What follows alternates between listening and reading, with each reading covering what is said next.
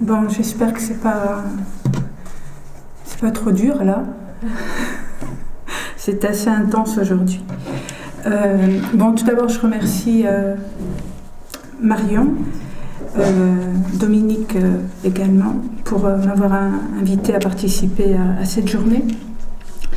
Je vais vous parler de Terre inconnue, Terre interdite, artiste sur la ligne Sentinelle.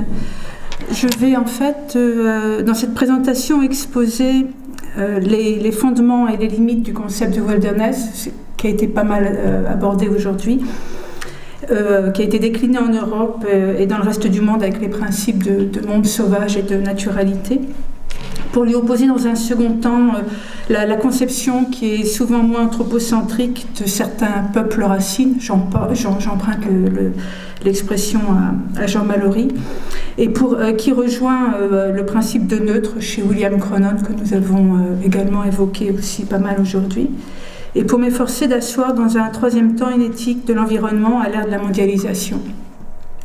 Et je ferai des allers-retours entre la réalisation d'actions performatives, mon travail d'investigation sur le terrain et une réflexion en sciences humaines. Je suppose que c'est bon. Le concept de wilderness en Amérique du Nord et de monde sauvage et de naturalité en Europe désigne l'état de nature. Les vastes territoires américains doivent permettre à la flore et à la faune, y compris les grands prédateurs, donc les ours, les loups et les pumas en l'occurrence, d'échapper à la présence non régulée de l'humain. Pour Léopold, dont on a qui a été pas mal cité aussi, il s'agit, je cite, des régions préservées dans leur état naturel, ouvertes à une chasse et à une pêche respectueuse des lois en vigueur, assez grandes pour accueillir les expéditions de 2 semaines, à pied ou à cheval, sans route, sans sentier, créées par l'homme, sans habitation ou toute autre production humaine. Je suis allée trop loin là. Je reviens où j'étais. À titre de comparaison, pour l'association italienne pour le wilderness AIW, pour l'association italienne pour le wilderness, une aire sauvage autorise en plus de la chasse, la pêche et la cueillette, l'usage soutenable de coupe de bois et du pâturage, qui influence la dynamique naturelle, et les aires donc réellement sauvages, c'est-à-dire en libre évolution, sont probablement réduites. Ainsi, le wilderness, principe fondateur des grands parcs nationaux américains, n'a jamais été décliné à la même échelle en Europe occidentale. Généralement, le wilderness est pensé comme, je cite Cronon, une île perdue dans la mer polluée de la modernité urbaine et industrielle, le seul lieu où l'on échappe à notre trop-plein de nous-mêmes. Après avoir été un lieu inhospitalier, un lieu de tentation satanique pour les ermites, mis à l'épreuve, le wilderness est devenu synonyme de temple sacré à la beauté spectaculaire et un lieu de ressourcement pour l'élite citadine.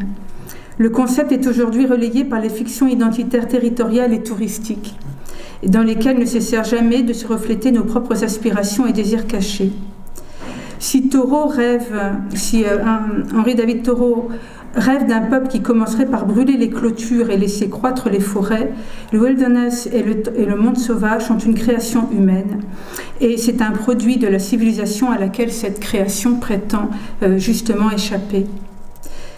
C'est pour cela, dit Cronon, que l'on se fourvoie en imaginant que le wilderness peut solutionner les rapports problématiques que notre culture entretient avec le monde non humain, parce qu'elle-même constitue un aspect majeur du problème. Le concept de réserve de nature est né de 2 idées. La première, le sublime romantique, et la frontière, pour le second. La frontière, c'est-à-dire celle de la colonisation progressive de l'Ouest américain, qui trouve ses antécédents dans les explorations européennes successives et les expéditions coloniales. L'idée de frontière est donc liée à la mainmise sur un territoire et à sa domestication, et à l'idée de sublime, à la sacralisation et à la consommation d'un paysage biblique originel, d'où des Indiens autochtones auront été chassés. Le fantasme de la frontière sous-tend que l'on peut, en isolant des espaces, nous soustraire à nos responsabilités.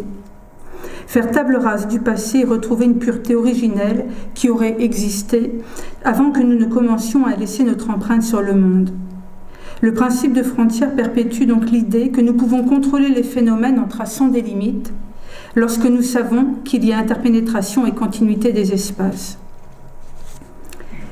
Sous la conduite de l'armée britannique et avec le soutien du Marine Institute, le duo Antu, auquel j'appartiens, a successivement proposé en 2013 et 2014 2 performances à Plymouth sur la thématique de la frontière.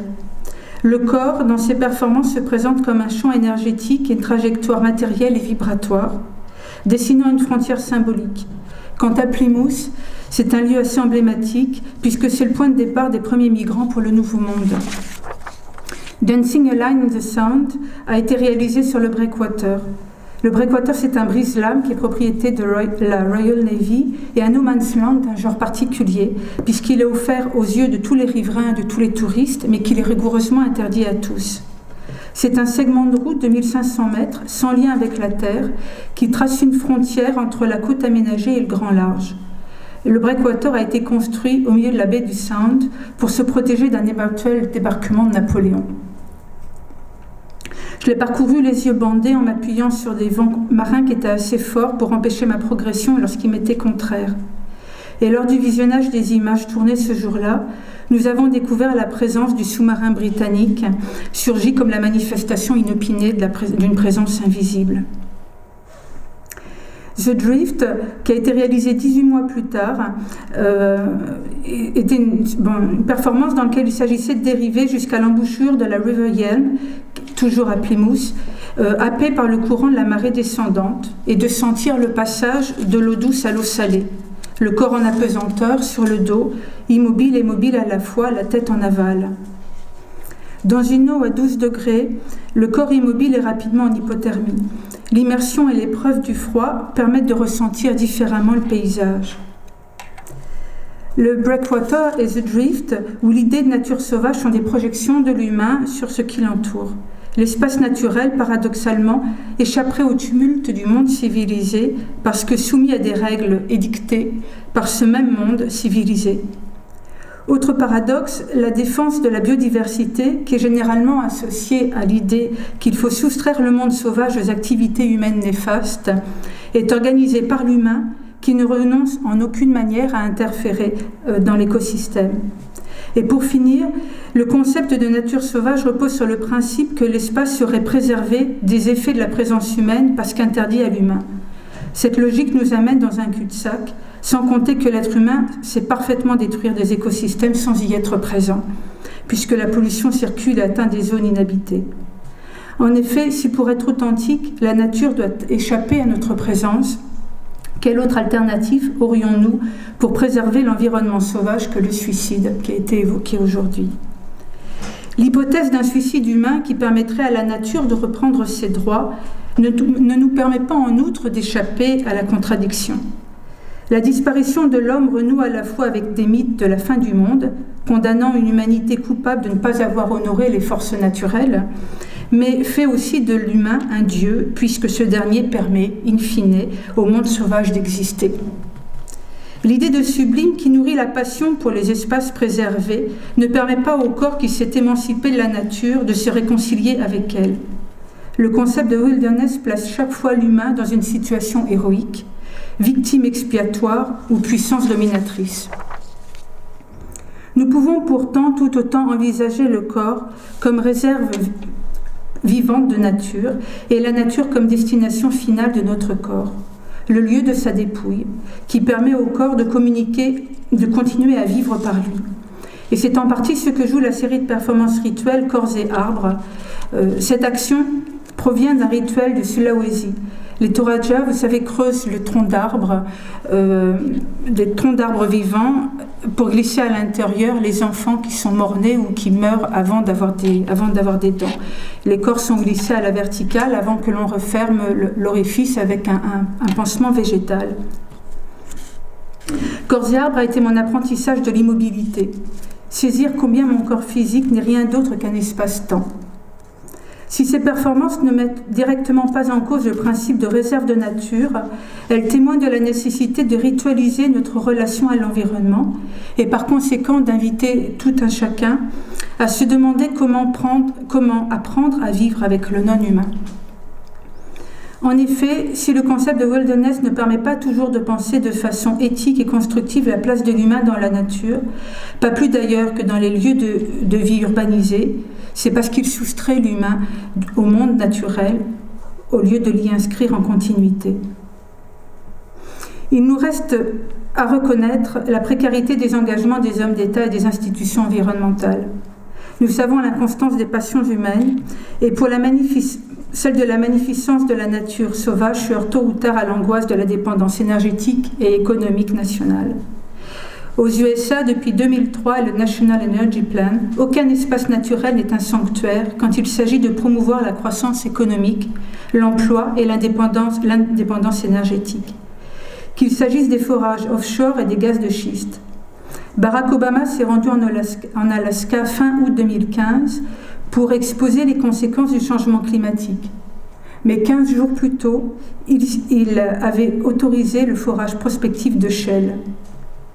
Je ne parle pas, bien sûr, des dernières mesures de Donald Trump, comme celle qui autorise dorénavant en Alaska la chasse des ours polaires durant leur hibernation.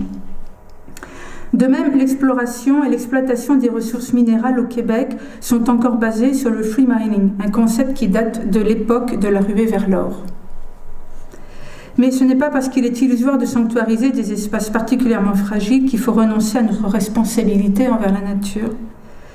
L'avenir environnemental, le nôtre, mais pas seulement donc, doit s'appuyer sur autre chose que des zones remarquables protégées, des plans et des lois, mais sur la révision du rapport que l'on a à l'espace, notre place dans l'écosystème et surtout la qualité de présence de notre corps dans un lieu. Et pour cela, nous pourrions sérieusement apprendre des peuples dont les connaissances traditionnelles apparaissent aujourd'hui encore pour un monde moderne tout au plus divertissantes. Immobile ou en mouvement, notre corps développe deux formes de pensée qui nous permettent de prendre conscience du milieu propre à notre espèce et de l'environnement que nous partageons avec d'autres espèces. Là, je fais référence aux terminologies de Gibson. L'immobilité est un voyage immobile. Elle permet de se rendre présent au lieu, physiquement, de ressentir l'énergie vitale, la continuité du vivant et du cosmos, et d'être présent à son propre corps physiologique, mais aussi à ceux que l'on croise. En janvier 2017, j'ai performé quotidiennement à Kuujjuaq et Kangiqsujuaq, au Nunavik, dans le nord du Québec, observant l'économie gestuelle des Inuits, qui pêchent presque immobiles sur la banquise, habitués à affronter des températures proches de moins 50 degrés. L'immobilité permet de découvrir une autre échelle de perception, variation des blancs, du son que fait la glace, le comportement des chiens. Tandis que le mouvement physique et le mouvement de l'esprit suivent des trajectoires parallèles.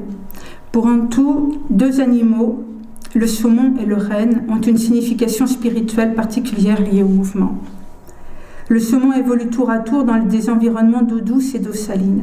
Et j'ai performé le retour des saumons vers la base militaire russe de Mourmansk. Souvent décrit comme symbole de l'autosacrifice, le saumon est surtout porteur d'un rêve fou. Remonter le temps en allant vers l'avant. Il représente l'énergie cyclique, mais aussi, comme le dit Serge P., un acte révolutionnaire. Indomptable, il perpétue la vie, il remonte et redescend le cours de l'histoire. Quant aux cervidés, ce sont des animaux présents dans de nombreux dessins et aquarelles de Beuys, parce qu'ils représentent précisément le déplacement. Et je performais une berceuse auprès de la carcasse en décomposition d'un jeune renne blanc. Être animal est une action écologique qui dénonce la difficulté des rennes à survivre à l'hiver avec le réchauffement climatique qui permet la multiplication des insectes et le recul de la toundra qui est remplacée petit à petit par des arbustes. Les rennes, en l'occurrence c'était en Norvège, ou les caribous au Québec, ne trouvent plus assez de mousse pour se nourrir, tandis que les brûlots perforent leur peau et les meurtrissent à mort. La performance questionne à travers le cycle humain les racines physiologiques de notre empathie pour établir des liens sociaux au-delà de la seule humanité. Je commence l'attachement avec ce questionnement. Pourquoi certains ont-ils un besoin quasi vital de se déplacer tandis que d'autres souffrent de partir quelques jours? Quelles conséquences cela peut-il avoir sur le rapport de l'espace des uns et des autres? La question se pose à un niveau individuel, bien sûr, mais aussi collectif.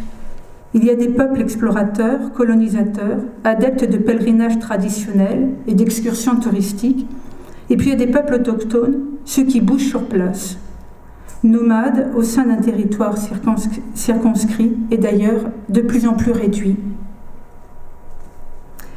Le duo Ankou a entrepris en 2013 le projet Ligne Sentinelle, avec l'intention de célébrer à travers différentes visions du monde les harmonies invisibles, je reprends encore à Mallory, afin de réhabiliter une éthique environnementale traditionnelle en permettant de comprendre la manière dont certaines sociétés non occidentales de culture holiste envisagent leurs relations avec le monde naturel.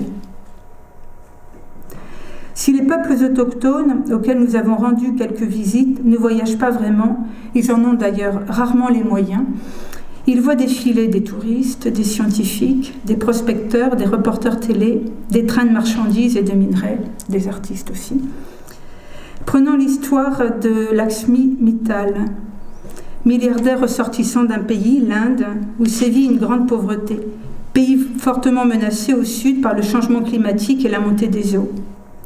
Mittal a racheté en France les aciéries Arcelor, avec la promesse de garantir l'activité grâce à des subventions de l'État.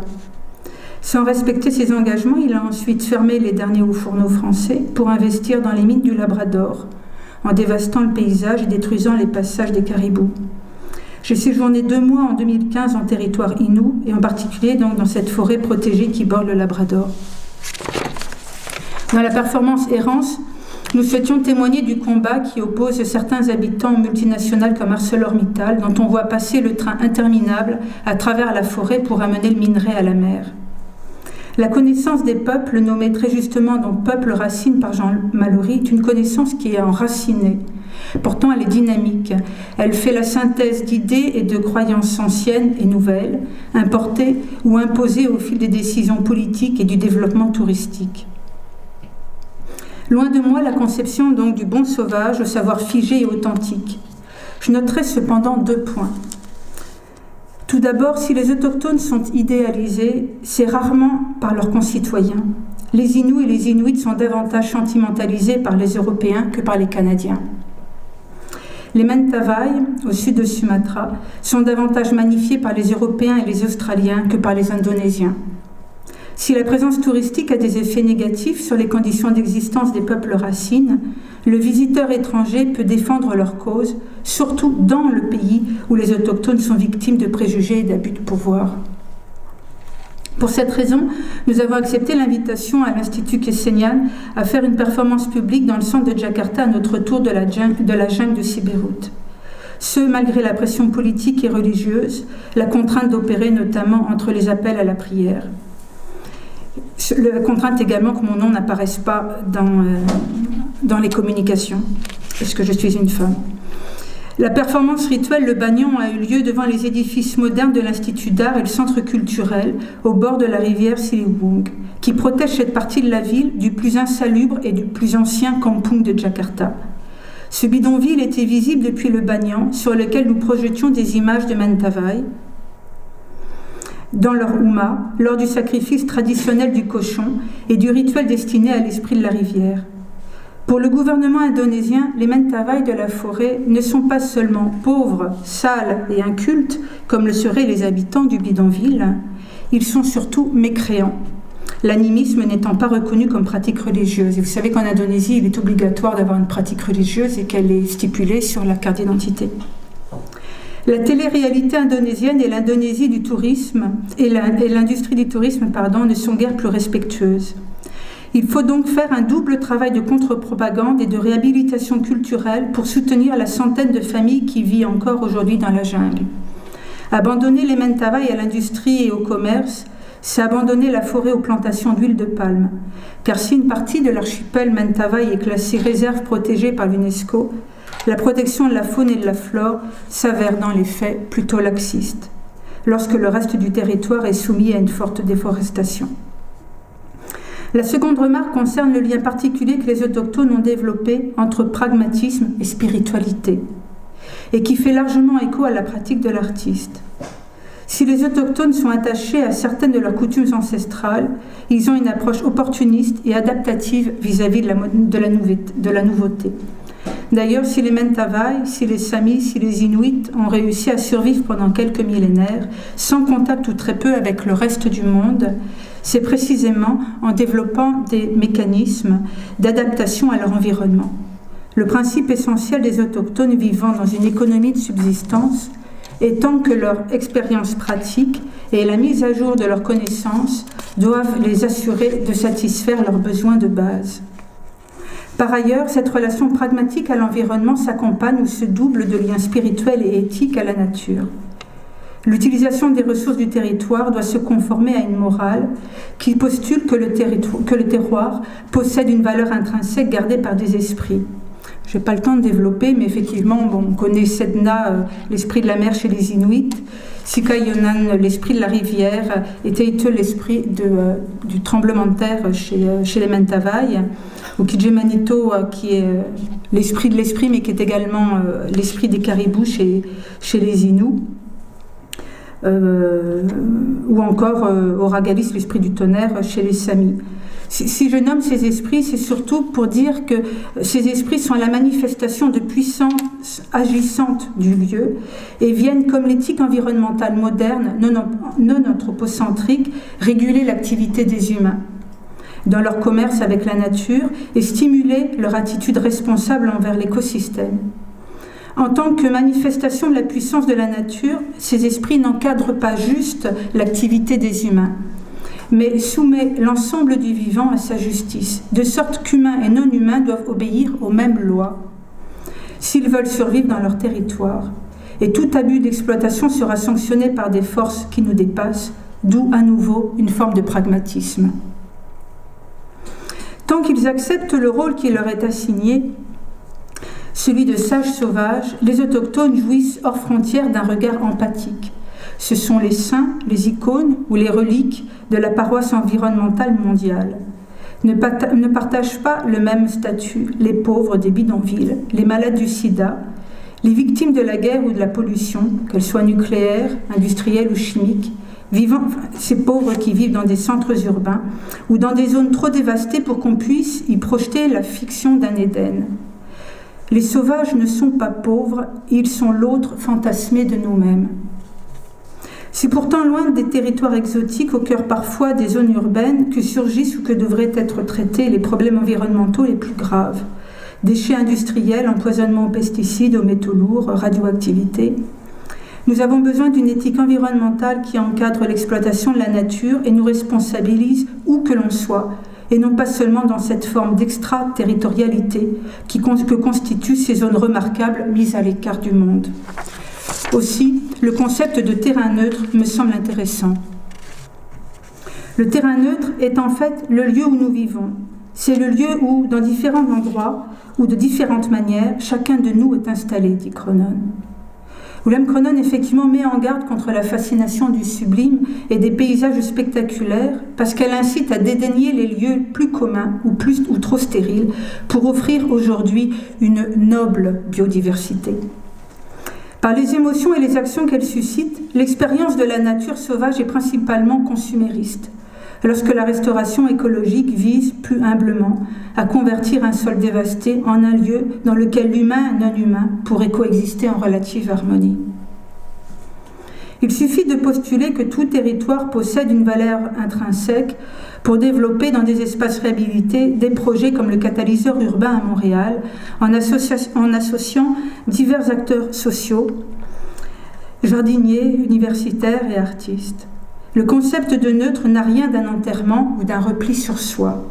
Il s'agit davantage d'une pédagogie de la présence, enseigner comment rendre son corps présent au lieu par l'observation profonde et régulière.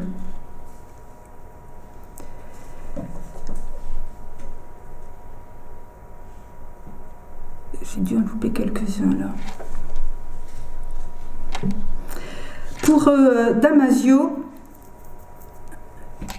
la conscience est un assemblage d'émotions qui me parviennent à moi, dans mon corps. Je cite, « Être conscient, c'est ressentir ce qui se passe à l'intérieur et à l'extérieur de mon corps. Ce que nous appelons l'esprit est le résultat de l'échange entre notre corps et le monde qui l'entoure. » Le monde qui nous entoure fait aujourd'hui autant référence au local qu'à l'environnement mondialisé, ou le terme que je préfère, la planétarité. Il existe de nombreuses intersections conceptuelles, narratives et historiques entre les notions de globe, monde et planète.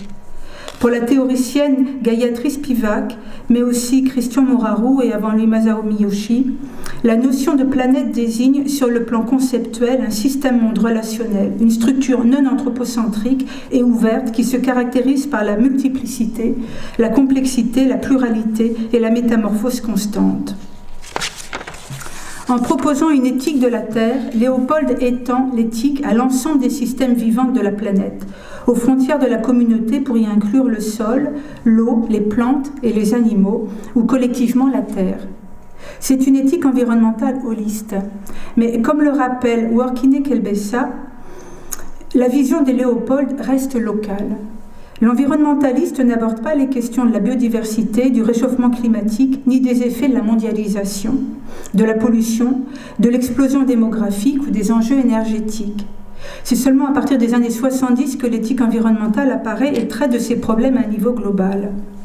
C'est également à partir de ce moment que se développe le tourisme de masse et que se met progressivement en place le contrôle généralisé des frontières, des flux migratoires et le contrôle territorial de toute présence humaine, animale, humaine et non humaine.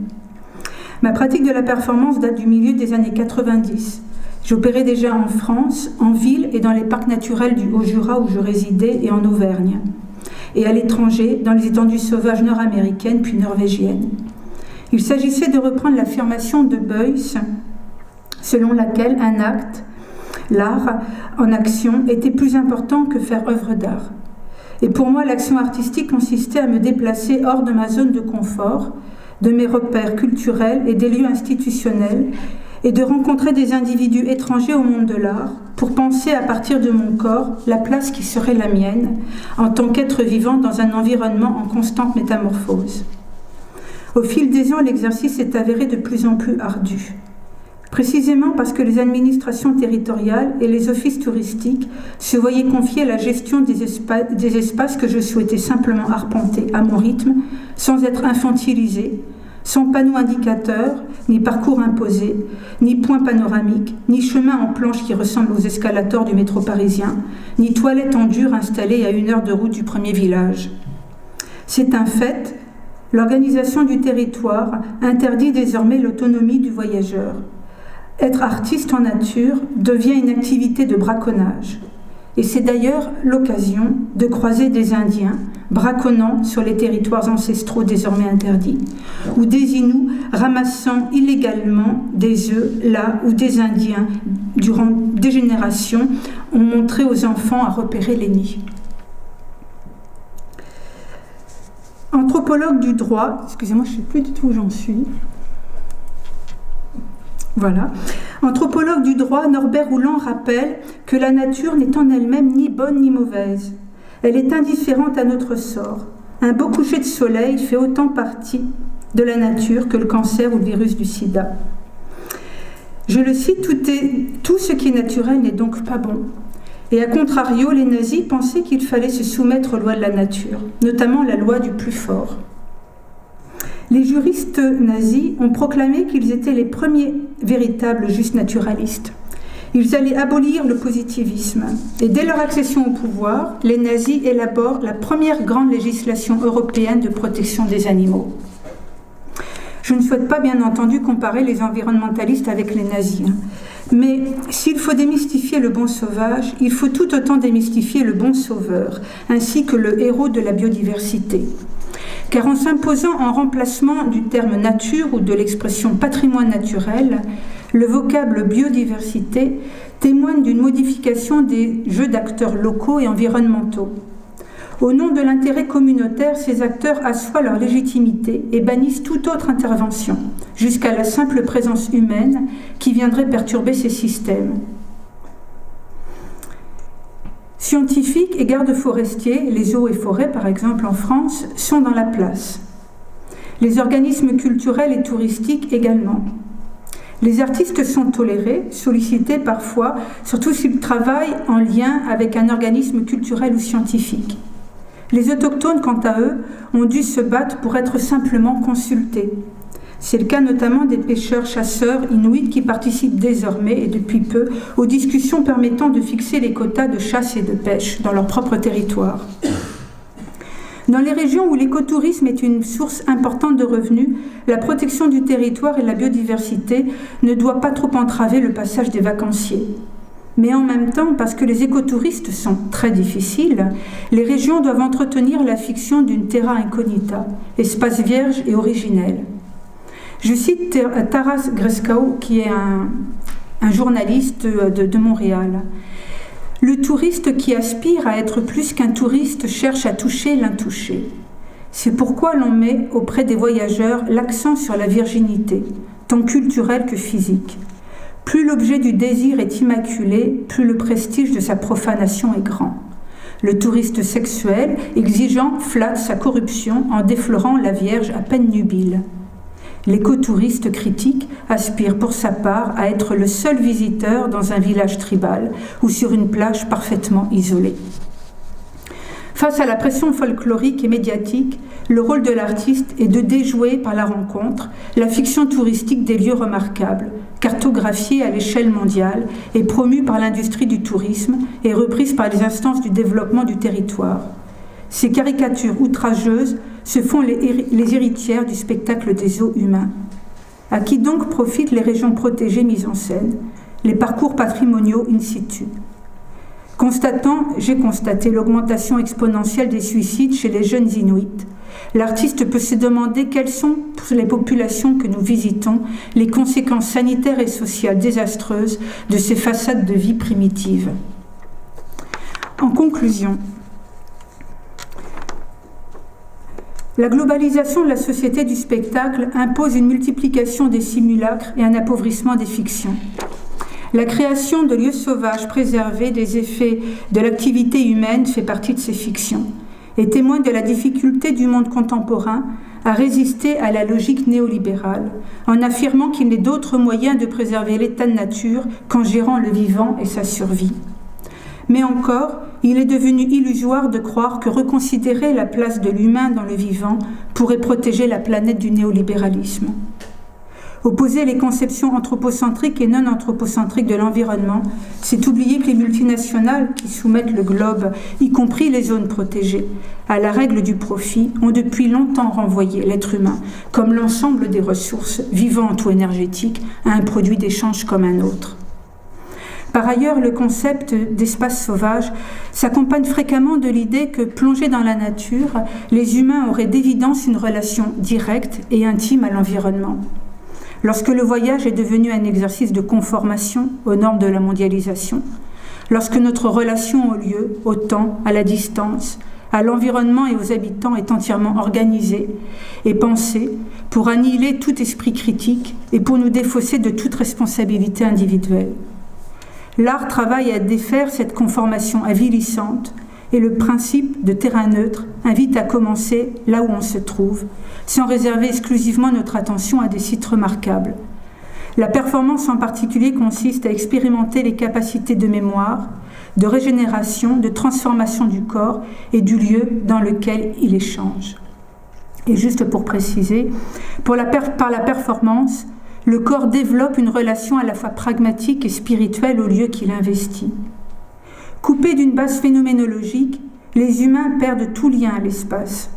La présence de leur corps, autant que son action sur l'environnement, leur paraissent irréelles. Il est urgent de réapprendre le corps. Comment faire corps commun avec ce qui nous entoure? Comment apprendre à vivre et laisser vivre? Il ne suffit pas de sanctuariser des espaces lointains. L'Occident doit également se réensauvager, aurait-on dit au XIXe siècle, défendre chez lui ce qu'il a peur de voir disparaître ailleurs. Après tout, tous les lieux sont hantés.